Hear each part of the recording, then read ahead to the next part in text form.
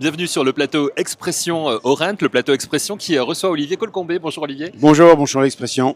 Toujours un bonheur de vous avoir sur notre stand. Vous êtes président de Optimum, président aussi de Capifrance et de Digit Aero Group. Oui. On en dira un petit mot tout à l'heure.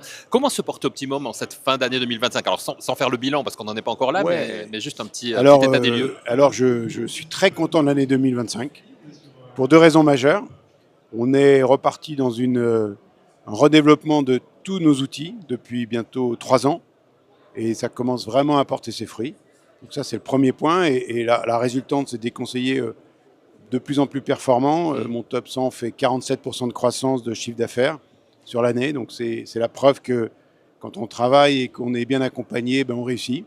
Et sur le plan, effectivement, par exemple, la rentrée de septembre-octobre, Optimum a plus de 25% de croissance.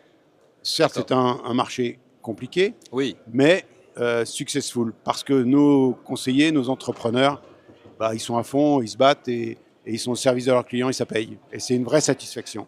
Donc dans ce marché compliqué, donc de belles satisfactions, comme vous le dites Olivier, quels sont les secteurs l'ancien, le neuf, l'investissement locatif, où vous voyez encore des opportunités aujourd'hui pour vos réseaux et comment vous adaptez vos offres pour y répondre justement? Alors, bien évidemment, l'ancien, on est monté à 1 200 000 transactions, on est probablement à 900, 950 000. Donc je pense que sans rêver de remonter à 1 200 000 l'année prochaine, je pense qu'il y a toujours du potentiel en transactions. Il y a les primo-accédants qui reviennent, il y a vraiment de quoi. Et puis quand on a eu 2-3 ans de frein, il y a une relance et cette relance, elle ramène du business, bien évidemment. Ça, c'est pour la transaction ancienne. Nous, on est encore assez embryonnaire sur les autres segments où nous sommes présents avec du commerce, avec du neuf, avec du viager et un segment luxe et prestige. Quand vous êtes embryonnaire dans le neuf, même si le neuf souffre énormément, finalement, on ne subit pas tant le marché que ça. C'est compliqué, mais on ne subit pas tant le marché. Et il y a des opportunités parce que nos conseillers, le neuf qui est par exemple hors de hors d'air, ils savent le vendre. Ce n'est pas du vrai neuf, ce n'est pas du VFA. C'est bien un actif immobilier qui a une existence physique. Et donc ça, on est plutôt bon. Ils sont bons dans cette activité. Et le commerce, c'est un marché très large. On est assez fort. On est certainement le premier réseau en commerce, le premier groupe avec des réseaux en commerce. Et café, hôtel, restaurant et tabac, parce qu'on est très bon en tabac, ça marche très très bien. Voilà. Et comme on a un petit chiffre d'affaires, la capacité d'accélérer et d'augmenter est très très significative. Alors dans votre stratégie et dans ce que vous nous dites depuis le début de cet entretien, Olivier, on sent bien que le recrutement, que l'accompagnement des conseillers est au cœur de votre stratégie, justement. Alors, c'est plus que notre stratégie. Ouais. C'est notre vision, c'est notre engagement, c'est notre morale vis-à-vis des conseillers. Moi, je dis souvent que réussir leur projet de vie, votre projet de vie, c'est notre raison d'être. L'existence du réseau, c'est de faire réussir des talents. On prend des néophytes, on prend des pros. Les pros, c'est pour les emmener plus haut, pour créer leur équipe, pour se créer un actif, parce que Optimum, c'est du marketing de réseau. Oui. Donc, on peut avoir ses équipes. Et donc, on vient développer des capacités managériales après avoir développé en général des capacités immobilières. Et donc, on tient beaucoup à ça. C'est vraiment notre vocation. Ce n'est pas le volume, c'est de prendre des gens engagés qui ont envie de réussir. Et nous sommes les rails du TGV, ils sont le moteur parce que c'est leur énergie, leur engagement et leur aptitude à suivre nos recommandations. Et on met tous les outils pour réussir. Et on a des très très belles réussites. Et d'ailleurs, quel que soit l'âge. Et d'ailleurs, autour de ça, vous avez dit, je vous ai lu, donc j'ai vu que vous aviez dit ça, nous vendons du service à des clients, acheteurs ou vendeurs, et non uniquement un business model. Comment ça se concrétise cette promesse de service, justement? En fait, quand on est en B2B2C, ce qui compte pour nous, c'est que le client final soit satisfait. Et donc, on sait que si ce qu'on fournit à nos conseillers est dans le top de la prestation, ils vont fournir une prestation maximale.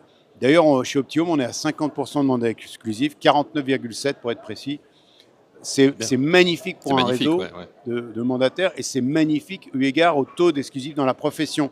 Donc c'est bien la preuve que cet engagement, il a un écho chez le client final. Ce n'est pas moi qui ai décidé que le business model allait fonctionner.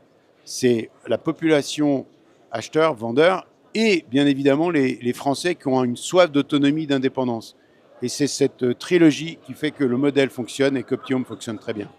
Je le disais Olivier au début de cet entretien, vous êtes aussi le président de Digitero Group, notamment qui regroupe désormais, alors j'ai les chiffres 2024, plus de 5000 conseillers, un chiffre d'affaires en 2024 de plus de 130 millions d'euros et 15 000 ventes. Quels ont été les principaux leviers qui ont permis d'atteindre ces résultats dans le contexte que l'on connaît? Eh bien, comme on a plutôt une équipe de gagnants, Oui. c'est quand même le talent de nos conseillers. Donc je le dis, nous on considère qu'un conseiller il est mature après 24-30 mois, et là on a un taux de rétention qui est exceptionnel. On a 94-95% des conseillers qui restent avec nous.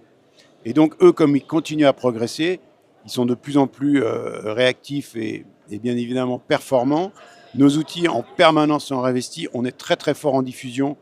On fait 120 000 heures de formation. Donc si vous ramenez ça à 5 000 conseillers, bah, c'est énorme. Et donc cet accompagnement est un de nos engagements très très forts. Et bien évidemment, ensuite, on peut parler de IA, de technologie. Ça, c'est des moyens pour les faire réussir. Et vraiment, l'engagement numéro un, c'est l'accompagnement et c'est ce travail en équipe et cet esprit d'équipe. Chez Optium, on parle beaucoup de l'esprit de famille, Oui. parce que historiquement, ils ont toujours travaillé dans la convivialité et l'engagement et l'aide et l'interconnexion entre nos conseillers. C'est une des fortes valeurs de la marque. Optium, c'est une équipe de rugby. On travaille pour gagner ensemble.